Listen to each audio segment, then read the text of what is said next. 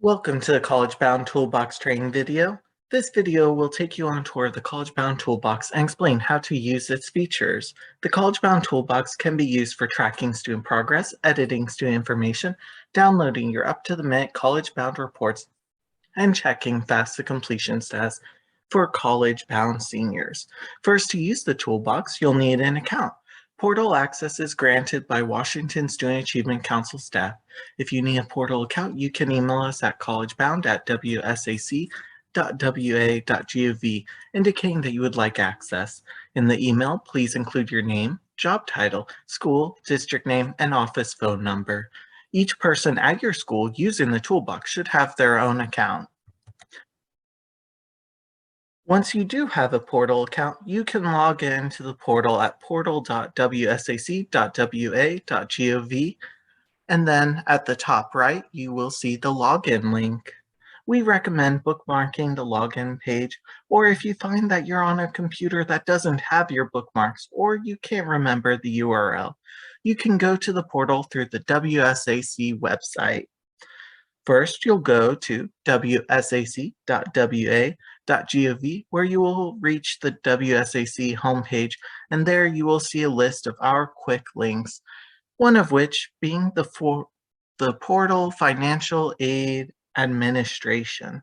You'll want to click on that to reach the portal. You can also hover over the word Administration and click on the portal to sign in.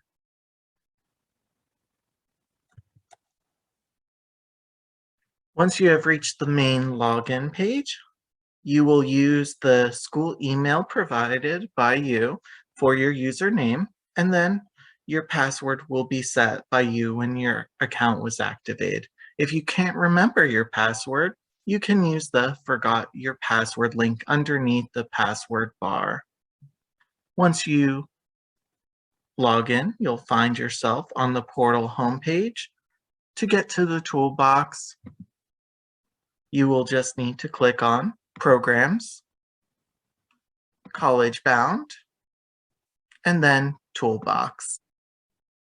This is the Toolbox homepage. If you ever need to exit the Toolbox to navigate to the FAFSA completion section of the portal, for instance, you can click on the WSAC tree logo on the upper left corner and select either Home or Programs. The only difference between them is that Programs will load to the portal homepage with the Programs menu expanded. Here on the Toolbox homepage, if you have just a few schools, your progress bars, which you'll see down here, will appear on the Toolbox homepage. If you have several schools, to save on loading time, your schools will not load until you select a school or district from the drop-down menu right here. Note that if you click on the status notifications under the bars, it will take you to a list of those students. Now, I'm looking at all complete students from Amadeus High School. You can also click on either the name of the school or the number applied above the bar, and will take you to the complete list for that school. Another important feature in the Toolbox is the View My List button in the upper right corner. This box will show you the total number of students you have access to through the Toolbox, which is My Student List. These are students that are either A, signed up for the scholarship, or B, have indicated that they are not eligible. Note, their parents have indicated that they were not interested or not income eligible. Again, these will only be 7th, 8th, and 9th grade. After 9th grade, ineligible applications will stop appearing in the portal. This box also shows you how many students on your list have bad addresses that need to be corrected. It also shows you how many students on your list are missing SSIDs, which you should add to their records. Please note, in 2021, Senate Bill 5321 established auto-enrollment for any public school student who met college-bound criteria for eligibility. Students must be eligible for free and reduced price lunch, or FRPL, FRPL eligibility can come from many sources, and if you have questions about this, I recommend you talk to your food and nutrition staff at your school or reach out to us. Foster youth who are in state care have been eligible to be auto-enrolled since 2012. They must be in care at some point after 7th grade and until age 21, or until they graduate high school. WSAC receives student data from both OSPI and DCYF to auto-enroll students. Due to these changes, counselors will not be able to create new applications for students and will instead need to ensure eligibility criteria is being accurately reported through CEDARS to OSPI if they believe students are college-bound eligible but not enrolled. We need district and school help in getting student contact information, which is not reported to OSPI and thus to WSAC. We'll talk more about this later. All those links in the progress bars that I showed you earlier are actually taking you to this page and simply pre-populating some of the search parameters. So there are multiple ways of getting to this screen. When you arrive at the search screen, you will need to select which students you want to see using the drop-down menu here and the radio buttons down here. The search screen has several features that can help you filter your list of students, which I will take you through. The drop-down menu contains the list of schools and districts that you have access to. Setting this to a specific school or district will filter your student list to only include students from that school or district. The Select Data Set radio buttons allow you to generate lists of students with bad addresses, missing SSIDs, or missing information applications. With auto-enrollment, addresses cannot be established through the data sent to WSAC by OSPI, and thus we are counting on the college-bound champions to gather the necessary student contact information so we can send certificates and update college-bound information to auto-enrolled students. This will be explored later in the video. As for your school's student list, this information comes from OSPI and cannot be overridden by WSAC staff. If there are students on your list that are no longer enrolled at your school, the student will move to the correct school list once their new school reports their enrollment to OSPI and we receive their data.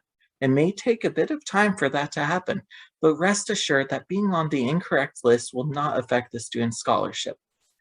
Setting the filter to student list will show you the whole student list. Please be aware that this filter interacts with the other two filters. So if you have the drop-down set to, for instance, Amadeus School, the data set selection is set to bad addresses. And you have the grade filter set to show all, then you'll only see students with bad addresses from Amadeus High School who are in all grades. The filter by grade levels radio buttons allows you to filter the list by high school grades, middle school grades, or all grades. Just like the select asset filter, this filter also interacts with the other filters on the page.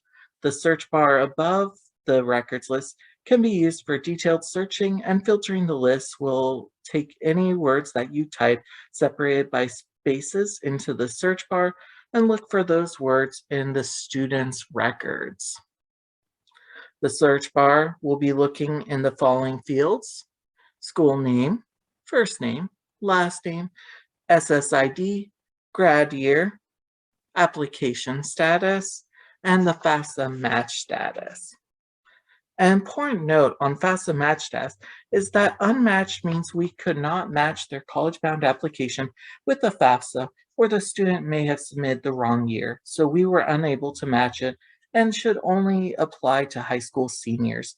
Matched means their FAFSA is complete and matched with their college-bound application, and missing signature or has errors means the FAFSA needs additional work to complete it.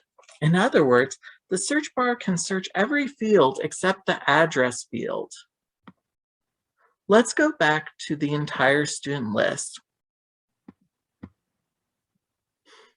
If I type in 2023, it will give me any students that are listed as 2023 in their grad year or may have 2023 in their SSID. Please note that if you change your selection in the drop down at the top, the search bar will be cleared. You can always download your list using the Download Results to CSV button. Please note that the list that downloads will be narrowed by the filters that you have set. So whatever you're seeing here is what will download when you hit this button.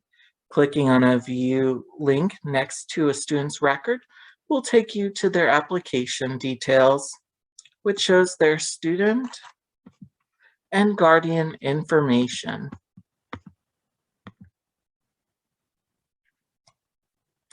General application information, and the history of activity on their record.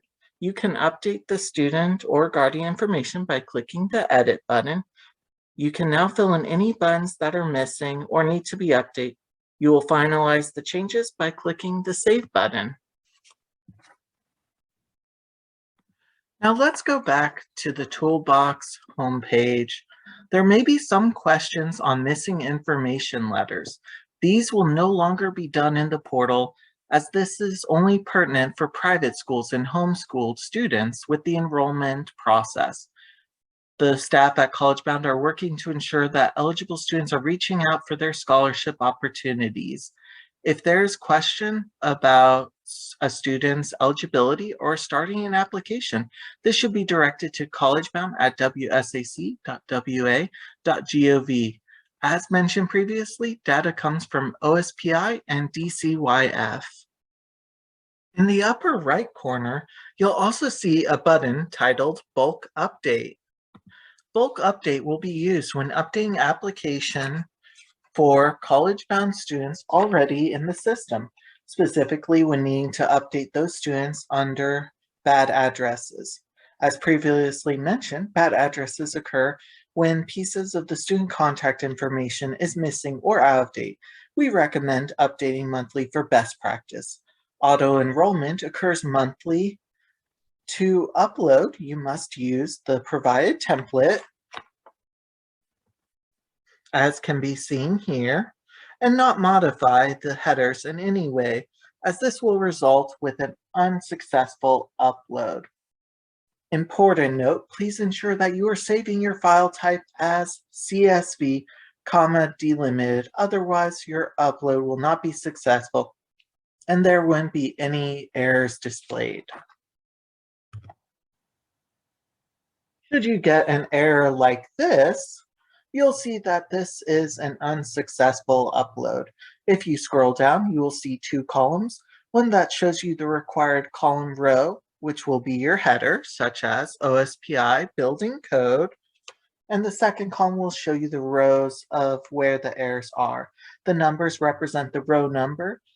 If you open the document and follow the formatting instructions provided on the Instructions tab, this should fix the error and help you upload successfully.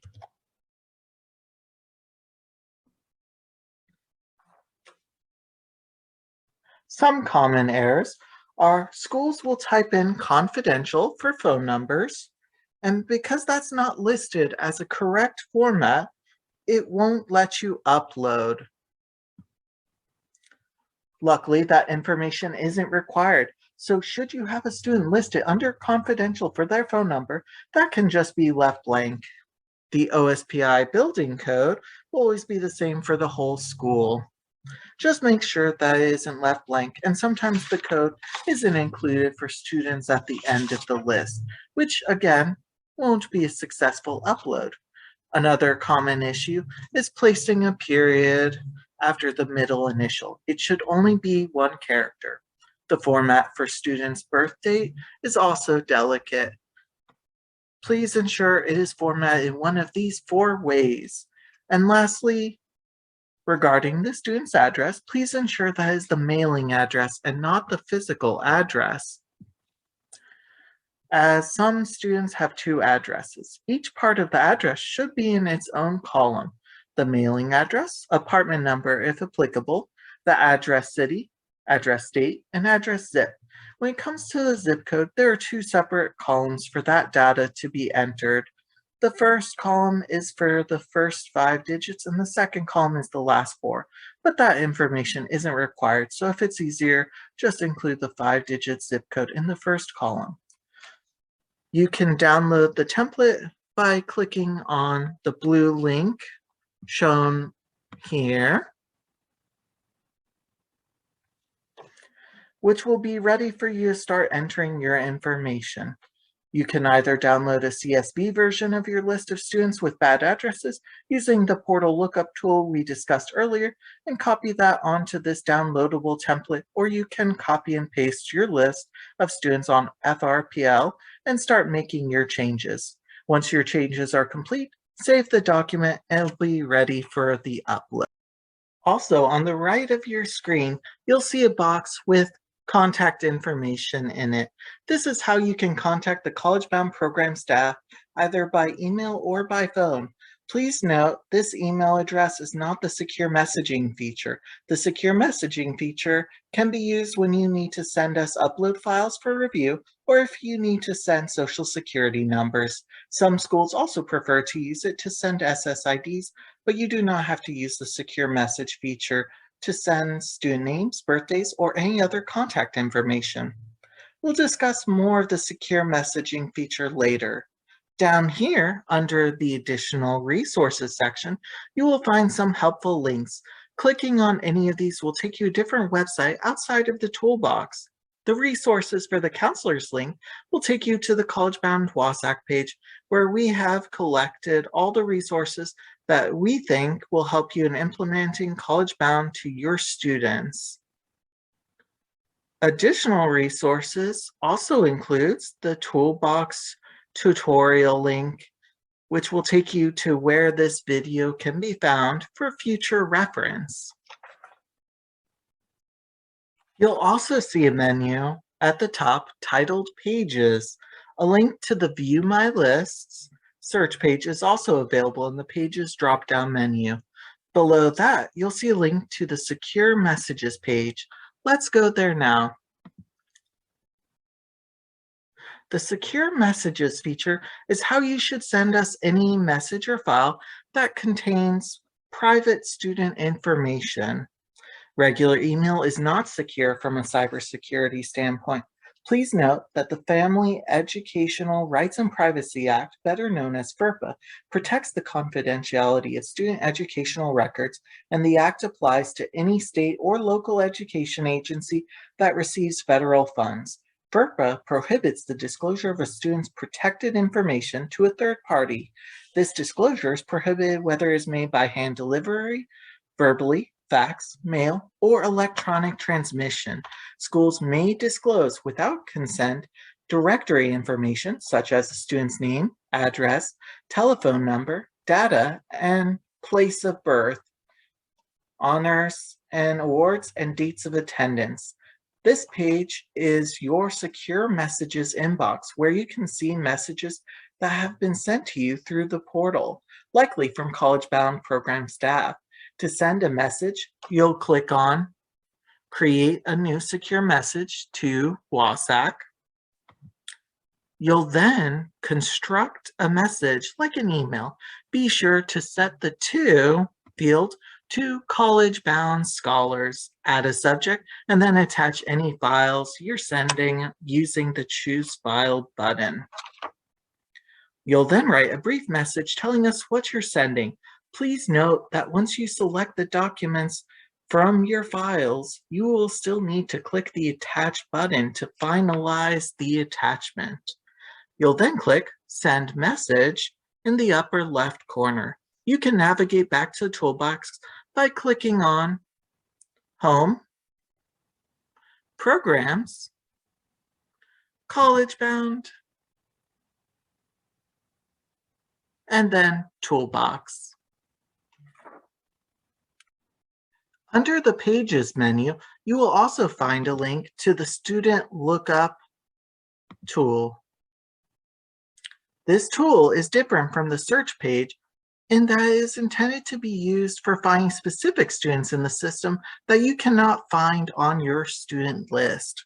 This tool will allow you to look up any student with an application in the system, but you need to be able to narrow the results down to less than 10 searches by providing specific information about the student. This measure is put in place to protect the privacy of students in other schools or districts. I'll demonstrate what happens when I enter John into the search for first name. This results in 870 matches for the first name John, but none of them are returned because my search is not specific enough. All of the fields on the search are optional, but as you can see, if the criteria is not specific enough or too many results are associated with it, it will not result in any results.